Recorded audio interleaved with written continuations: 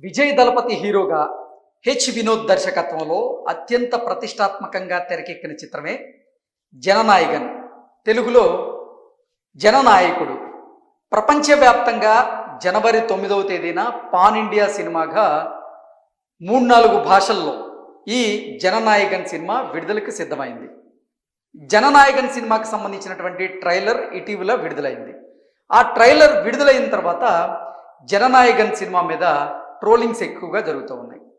ముఖ్యంగా సామాజిక మాధ్యమాల్లో జననాయగన్ ట్రైలర్ను ఉద్దేశించి, ఆ సినిమాను ఉద్దేశించి విపరీతమైనటువంటి ట్రోలింగ్ జరుగుతుంది. దానికి కారణం ఏంటంటే, నందమూరి బాలకృష్ణ గారు హీరోగా గతంలో తెరకెక్కినటువంటి భగవంత్ కేసరి ఈ సినిమాకి రీమేక్గా జననాయగన్ సినిమా వస్తుంది అనేటువంటి వార్తలు వచ్చాయి. దీని మీద ఇటు వినోద్ కుమార్ అలాగే అటు అనిల్ రావుపూడి ఇద్దరు కూడా స్పందించడం జరిగింది. కానీ దాని మీద ఇప్పటివరకు స్పష్టత అయితే ఇవ్వలేదు. అయితే ఎప్పుడైతే ట్రైలర్ విడుదలైన తర్వాత మాత్రం సామాజిక మాధ్యమాల్లో ఇది ట్రోలింగ్కి గురవుతూ ఉంది.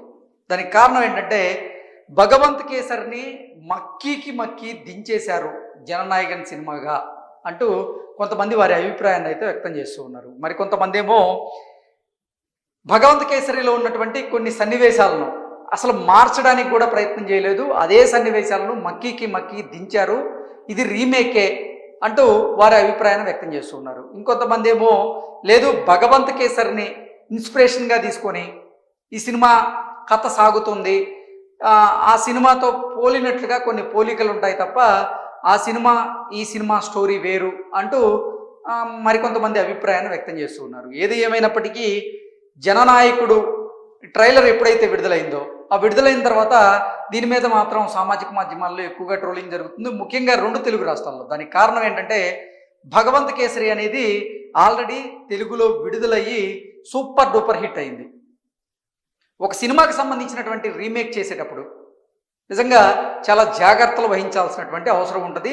దాంతోపాటుగా ఆ సినిమాకి సంబంధించినటువంటి రీమేక్ చేసి డబ్బింగ్ని వదిలేటప్పుడు కొన్ని జాగ్రత్తలు తీసుకోవాల్సినటువంటి అవసరం కూడా ఉంటుంది. ఇప్పుడు తెలుగులో ఇంతకు ముందే ఆల్రెడీ భగవంత్ కేసరిని చాలామంది ప్రేక్షకులు చూసేశారు. జననాయకుడి పేరుతో సేమ్ అదే స్టోరీని తెలుగులో కూడా రిలీజ్ చేస్తున్న నేపథ్యంలో ఆల్రెడీ చూసినటువంటి సినిమాని మళ్ళీ విజయ అభిమానులు చూసేటువంటి పరిస్థితి ఉంటుందా అనేటువంటి కొన్ని ప్రశ్నలు అయితే తలెత్తుతూ ఉన్నాయి. దీని మీద మనం పూర్తి స్థాయిలో విశ్లేషణ చేసుకునేటువంటి ప్రయత్నం చేద్దాం. మరీ జిరాక్స్ కాపీ అయితే ఎలా విజయ్ అంటూ కొంతమంది విజయ్ని అయితే ప్రశ్నిస్తూ ఉన్నారు. ఓటీటీలు ఎప్పుడైతే విస్తృతంగా అందుబాటులోకి వచ్చాయో అప్పుడు రీమేక్ల హవా బాగా తగ్గిపోయింది. అన్ని భాషల సినిమాలు కూడా ఓటీటీలో సబ్ టైటిల్స్తో ఉన్నప్పుడు మరి రీమేక్ సినిమాల జోలికి ఎవరైనా ఎందుకు వెళ్తారు అనేటువంటి ప్రశ్నలు అయితే ఉత్పన్నమవుతూ ఉంటాయి. కానీ అడపాదడప మాత్రం రీమేక్లు కొన్ని సినిమాలు జరుగుతూనే ఉన్నాయి. తెలుగు నుంచి కూడా కొన్ని సినిమాలు వేరే భాషల్లోకి వెళ్తూ ఉన్నాయి. మన దగ్గర ఘన విజయం సాధించినటువంటి భగవంత్ కేసరి ఇప్పుడు తమిళంలో రీమేక్ చేశారు. జననాయగన్ పేరుతో విజయ్ హీరోగా ఈ సినిమా తెరకెక్కింది. ఈ సంక్రాంతికి ఈ సినిమా విడుదలవుతోంది. విజయ్కి తెలుగులో అంతో ఇంతో మార్కెట్ అయితే ఉంది. అందుకే ఈ సినిమాని జననాయకుడు పేరుతో విడుదల చేస్తూ ఉన్నారు తెలుగులో. సంక్రాంతి సీజన్ కాబట్టి మంచి వసూళ్లు సాధించేటువంటి అవకాశం ఉందని నిర్మాతలు ఆశపడడంలో ఎటువంటి తప్పు లేదు. కాకపోతే ఇక్కడ ఒకటే సమస్య, ఇది రీమేక్ సినిమా. తెలుగులో ఆల్రెడీ ఈ సినిమాని చాలామంది చూసేశారు. వాళ్ళకి ఈ కథనం కొత్తగా కనిపించేటువంటి అవకాశం అయితే లేదు. అందులో కూడా స్టార్ హీరో నటసింహం నందమూరి బాలకృష్ణ గారు ఈ సినిమాలో హీరోగా నటించారు. ఆ సినిమా స్టోరీ ఏంటనేది చాలామందికి తెలుసు. కాబట్టి ఇప్పుడు జననాయకుడు స్టోరీ కూడా అలాగే ఉంటుంది అనేటువంటి కొన్ని వార్తలు వస్తున్న నేపథ్యంలో ఆ సినిమా రీమేకే ఈ సినిమా అంటూ కొన్ని వార్తలు వస్తున్న క్రమంలో అసలు జననాయకుడు సినిమాను చూసేటువంటి అవకాశం ఉంటుందా, ఆ సినిమాని విజయ్ అభిమానులైనా ఆదరిస్తారా అనేటువంటి ప్రశ్నలు అయితే ఉత్పన్నమవుతూ ఉన్నాయి. రీమేకులు చేయడం తప్పు కాదు, కానీ ఏ భాష నుంచి కథ తీసుకున్నారో అదే భాషలో సినిమాని డబ్ చేసి వదలాలనుకోవడం మాత్రం అత్యాశ అనేటువంటి ఈ వార్త సారాంశంగా మనం విశ్లేషణ చేసుకోవచ్చు. పైగా జనవరి 9న రాజాసాబ్తో ఈ సినిమా పోటీ పడుతోంది.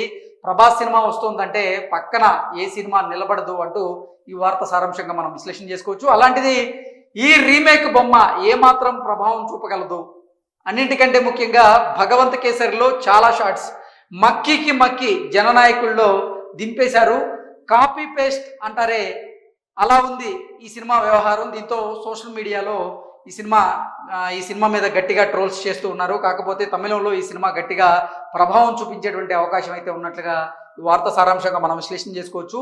విజయ్ రాజకీయ రంగం ప్రవేశం చేస్తూ ఉన్నారు. ఇది తన చివరి సినిమా అని విజయ్ గతంలోనే ప్రకటించేశాడు. సో ఆ సెంటిమెంట్తోనే ఈ సినిమా పైన అభిమానులు భారీ అంచనాలు అయితే పెట్టుకున్నారు. కాబట్టి అంటే రీమేక్ సినిమా అయినప్పటికీ ఈ సినిమాని ఆదరించేటువంటి అవకాశం ఉంది అంటూ కొంతమంది వారి అభిప్రాయాన్ని వ్యక్తం చేస్తూ ఉంటే, మరికొంతమంది మాత్రం ఈ సినిమా అంటే తెలుగు ప్రేక్షకులను అంతగా ఆకట్టుకోకపోవచ్చు, ఎందుకంటే ఈ సినిమా స్టోరీ ఆల్రెడీ తెలుగు ప్రేక్షకులకు తెలుసు కాబట్టి అంటూ మరికొంతమంది అయితే అభిప్రాయాన్ని వ్యక్తం చేస్తున్నారు. ఏదేమైనప్పటికీ సినిమా విడుదల తర్వాత ఎటువంటి స్పందన వస్తుంది, ఎటువంటి రెస్పాన్స్ వస్తుంది అనేది మనం వేచి చూడాలి. Thank you so much.